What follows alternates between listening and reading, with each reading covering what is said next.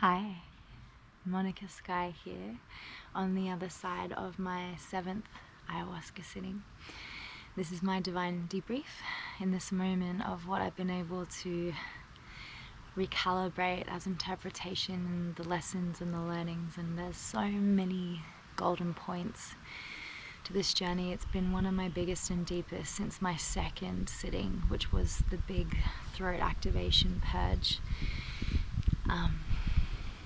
And she just continues to weave her magic, and wow, this brew. So I'm sitting with actually the first facilitators that served me, the grandmother, and this is 2 years ago now, and it was really special to come home. Some of the best facilitation ever, and I'm so grateful. Thank you, thank you, thank you. For those of you that are watching this video and you feel the call, I am deeply in service to your journey and can help you find the right medicine and the right facilitators if it calls. So check in. Now with this journey, it was very quick to go in, and when you go in there to meet the grandmother, it's like this deep reverence of knowing, and you're in the midst of something very ancient and very sacred. And she sort of took me through these DMT interdimensional portals, and then kind of picked around, and the number 33 stands really prominent because this is the time where I'm leveling up into my highest timeline, and I'm holding myself accountable. And this is a testament to that journey, because I am here for the ascension of consciousness on this planet, here to grow, learn, look into the divine mirror of self, because that's who we are. We are each other. We are consciousness experiencing itself on this deep level, stitched together with sacred geometry and sound and resonance. And there was so much that puzzle pieced the Merkaba, which is this 5-dimensional, can be 3-dimensional star, and it each has its corners, and it's to do a lot with numerology in the way that I was journeying with 22 as my frequency, and now journeying into 33 and what that means in the placement of my life. And it's like every 33rd, like from 33 to 19 to 7.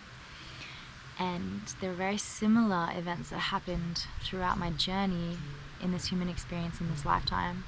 A big piece with displacement of movement, or abandonment in a big sense, where my inner child felt unsafe. And in this journey there was a lot that released through that, and I really got to witness her and give her a lot of love, and the fear there of the security, and being really loved for who I am and held, and having community, and not being just a bypasser through these groups and situations, but being a stayer and a player, and being witnessed and held through that journey is something that my soul deeply desires.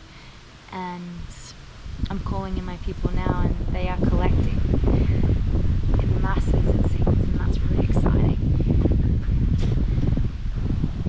The next piece I want to talk to is when I was really, then all of a sudden the medicine kind of takes over, and you almost can't see anything in front of your face, like including anything. And I just remember just saying, Mum.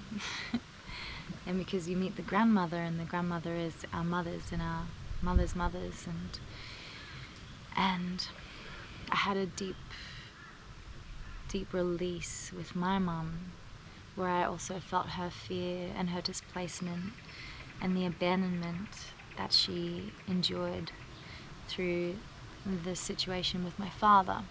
And that is carried into me. It's energetically stored in my body. And so I had a deep purge of a deep cry, and I cried, and I witnessed her in the fear and in the abandonment, and I just sent her so much love and witnessed her in that reverence of, you are seen and you're safe and you're secure with me and in this lifetime. And I really want to just give her a big squeeze, because I love her so much, and she's my mum, and yeah, I'm just so proud of her. And You'll be watching this sometime, maybe, Mum, or I'll tell you in person. So that was really beautiful to encounter. And then it went even deeper, where I have misalignments and incongruencies in my body of what I've been spending my energy on that's not of my highest timeline. And that's what ayahuasca does seamlessly, is it goes into those pockets and goes, okay, this doesn't serve out, this doesn't serve out. And it comes in different shapes and forms, so you can feel the medicine work through. There was a lot to do with my womb space. Incongruencies here, let it out, so that goes out the south end. Then there's the north end, which is just like, whoa. And mine didn't come in a physical purge within liquid, but it comes in like these energetic furballs. And that was a lot to do with my inner child, again, being very scared and fearful and like,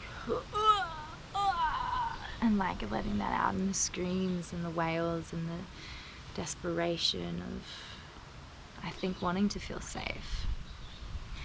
And I release that, and as soon as you go deep into the bucket, it's like you like release it, shake it out, and then I felt this like big on my third eye space, like a dissolvement, like, and I could see again. And yeah, that was really potent. And then it goes deeper still, and then it was like I had done for my purge in this lifetime, and then it goes into like the deep wounds and spaces and channels of the earth and the things that are held within her. And that was really interesting, because then again I had this like ancestral lineage, like releasing for the whales and the dolphins, and as soon as I start and enter the realms, it's like whales are just everywhere, and dolphin tails and mermaids and sacred geometry, and like oof. And the music paired with this is like the resonance of this music, and I'm so excited to share through Skywalker this resonant frequency that I want to bring to the dance floor. I want to bring medicine, I want to bring the grandmother through, and I'm so excited to gift that and give that to you if you find yourself on a Skywalker dance floor one day. Link in bio. But it was, yeah, and then it was just like, yeah, deep. And I remember I couldn't even be on my own bed. I needed to be close to someone and fall into someone's arms and be held and seen, and okay, come back to the breath. And so I moved all of this energy in different ways, and again it was coming like through my stomach and then through my mouth, and yawns, like old self.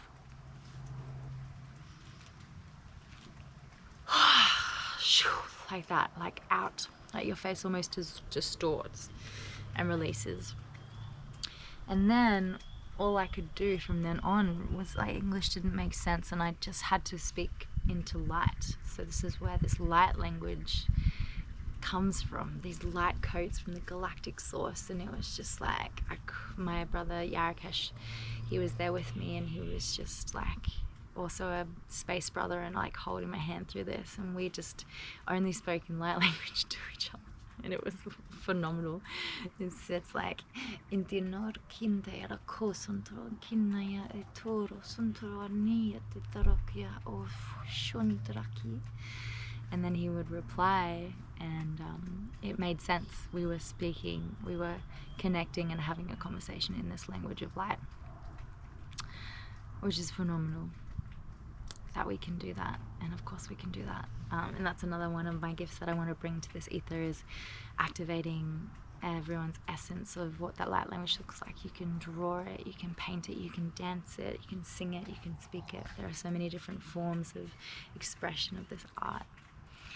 And yeah, and everyone can do it, and everyone has it. And there's a rainbow. There's a rainbow.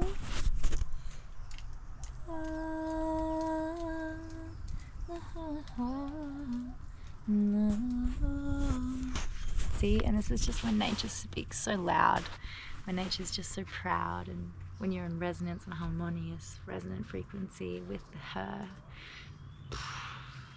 Rainbows. Wow. Then there was this big love piece that came through, which is I have not been entirely available for love or to fall back in love. And I'll pause it just so I know.